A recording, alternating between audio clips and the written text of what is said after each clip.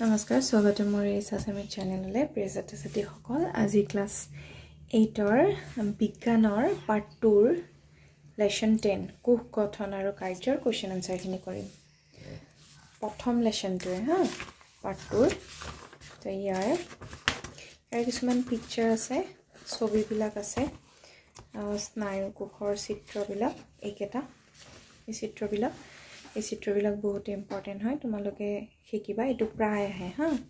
আৰু ইয়াৰ কেইটামান মই ইনসাইড কোৱেশ্চনো দি দিম ঠিক আছে অনুশীলনৰো দিম ইনসাইড কোৱেশ্চনো দিম তো অনুশীলনীৰ কোৱেশ্চন বিলাক হৈছে এক নম্বৰটো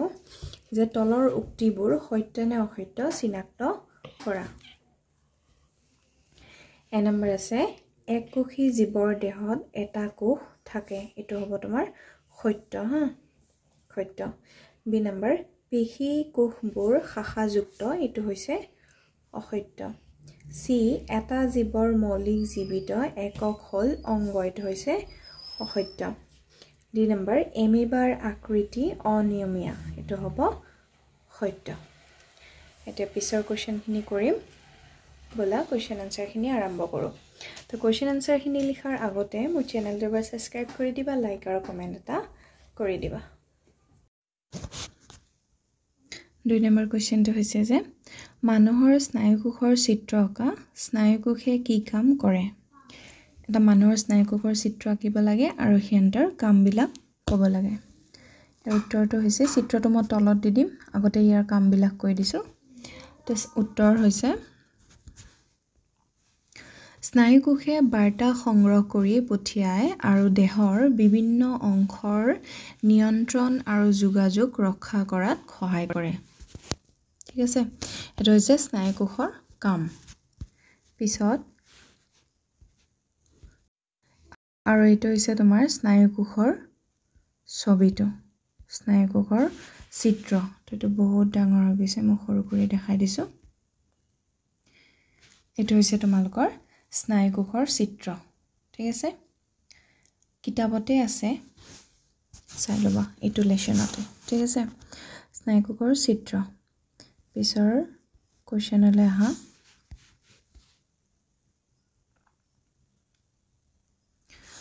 পিছত আছে যে তলত দিয়া কোৱেশ্চন নম্বৰ 3 তলত দিয়া বস্তু বিষয়ৰ ওপৰত চমুটুকা লিখা ইয়াত বিষয় কেইটামান দুটা বিষয় দিয়া আছে ক হৈছে কোষ পৰখ আৰু খ হৈছে কোষ কেন্দ্ৰ একেটা কোষ পৰখ আৰু কোষ কেন্দ্ৰৰ চমুটুকা লিখিব লাগে তো কোষ পৰখৰ চমুটুকা হল কোষ পৰখ হৈছে কোষবেৰ আৰু কোষ কেন্দ্ৰৰ মাজত থকা জেলিৰ দৰে দ্ৰব্য ইয়াত মাইট্ৰকন্ড্ৰিয়া গল্ডি বডি ৰাইবোজম আদি উপাদান থাকে এখিনি হৈছে কোষ পৰখ ইমানটো লিখিলে হল ইমান বেছি লিখিবলৈ দৰকাৰ নাই পিছৰ খ নম্বৰটো হৈছে কোষ কেন্দ্ৰ এটো হৈছে কোষ কেন্দ্ৰ হৈছে কোষৰ আটাইতকৈ গুৰুত্বপূৰ্ণ অংশ ই সাধাৰণতে গোলাকাৰ আৰু কোষৰ কেন্দ্ৰত থাকে ইয়াৰ আৱৰণে কোষ কেন্দ্ৰত কোষ প্ৰখৰৰ পৰা পৃথক কৰি ৰাখে হ'ব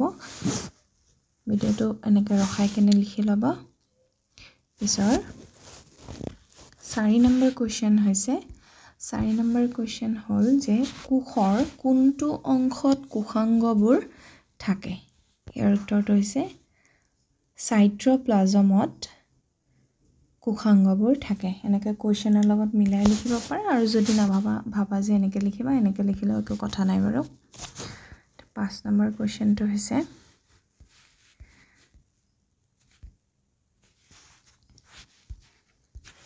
5 নম্বৰটো প্ৰাণী আৰু উদ্ভিদৰ কোষৰ ছবি অঁকা সিহঁতৰ মাজত থকা তিনটা পাৰ্থক্য উল্লেখ কৰা প্ৰাণী আৰু উদ্ভিদৰ কোষৰ ছবিবিলাক আঁকিব দিছে আৰু সিহঁতৰ মাজত থকা তিনিটা পাৰ্থক্য উল্লেখ কৰিব দিছে মানে প্ৰাণী আৰু উদ্ভিদৰ মাজত থকা তিনটা পাৰ্থক্য তো ইয়াৰ পিকচাৰটো মই তলত দিছো পাৰ্থক্যখিনি আগতে দিছো তো 1 নম্বৰ পাৰ্থক্যবিলাক হৈছে প্ৰাণী আৰু উদ্ভিদ কোষৰ পাৰ্থক্য 1 নম্বৰ প্ৰাণী কোষত কোষবেৰ নাথাকে কিন্তু উদ্ভিদ কোষত থাকে প্ৰাণী কোষত কোষবেৰ নাথাকে কিন্তু উদ্ভিদ কোষত কোষবেৰ থাকে হা হেনেকৈ লিখিব পাৰা 2 নম্বৰ প্ৰাণী কোষত প্লাষ্টিড নাথাকে কিন্তু উদ্ভিদ কোষত থাকে প্লাষ্টিড থাকে 3 নম্বৰ প্ৰাণী কোষত ৰাখদানি সৰু কিন্তু উদ্ভিদ কোষত ৰাখদানি ডাঙৰ এখিনি 3 নম্বৰটো লিখিব পাৰা যে প্ৰাণী কোষত ৰাখদানি সৰু কিন্তু উদ্ভিদ কোষত ডাঙৰ এনেকৈ ডাঙৰ বুলি দিবা এতিয়া উত্তৰলৈ এই পিকচাৰটো উদ্ভিদ কোষ আৰু প্ৰাণী কোষ এটা দি আছে এটো হৈছে তোমাৰ উদ্ভিদ কোষ প্ৰথমটো আৰু এটো হৈছে উদ্ভিদ কোষ আৰু এটো হৈছে প্ৰাণী কোষ এ আৰু বি কিতাপতে আছে চাই লবা কিতাপৰ পৰা ধুনীয়াকৈ চাই ল'ব পাৰিবা উদ্ভিদ কোষ আৰু প্ৰাণী কোষৰ মাজৰ পাৰ্থক্য আৰু এই চিত্ৰবিলাক হা এতিয়া আহা 6 নম্বৰ কোৱেশ্চনলে 6 নম্বৰ কোৱেশ্চনটো হৈছে ইউকেৰিয়টাছ আৰু প্ৰকেৰিয়টাছৰ মাজত পাৰ্থক্য উল্লেখ কৰা ইউকেৰিয়টাছ আৰু প্ৰকেৰিয়টাছৰ মাজৰ পাৰ্থক্য 1 নম্বৰ ইউকেৰিয়টাছ কেন্দ্ৰাবৰণ থাকে কিন্তু প্ৰকেৰিয়টাছত নাথাকে 2 নম্বৰ ইউকেৰিয়টাছত অংগাণু থাকে কিন্তু প্ৰকেৰিয়টাছত নাথাকে 3 নম্বৰ ইউকেৰিয়টাছৰ উদাহৰণ উদ্ভিদ আৰু প্ৰাণী আৰু প্ৰকেৰিয়টাছৰ উদাহৰণ হৈছে বেক্টেৰিয়া নীল সেউজ শেলাই আদি বাস তিনটা পাৰ্থক্য হৈ গ'ল এতিয়া 7 নম্বৰ কোৱেশ্চনত আহা যে কোষৰ কোনটো অংশত ক্ৰমজম পোৱা যায় সিহঁতৰ কাম উল্লেখ কৰা ইয়াৰ উত্তৰ হৈছে ক্ৰমজম কোষ কেন্দ্ৰত পোৱা যায় ই নিজিনৰ সহায়ত পিতৃ মাতৃ গুণ সন্তানলৈ পঠিয়ায় 8 নম্বৰ কোৱেশ্চন কোষ জীৱৰ মৌলিক গঠনগত একক ব্যাখ্যা কৰা ইয়াৰ উত্তৰটো হৈছে যে সকলো জীৱ কোষেৰে গঠিত হৈছে কোষ জীৱনৰ সকলো মৌলিক কাৰ্য কৰে সেয়েহে কোৱা হয় কোষ জীৱৰ মৌলিক গঠনগত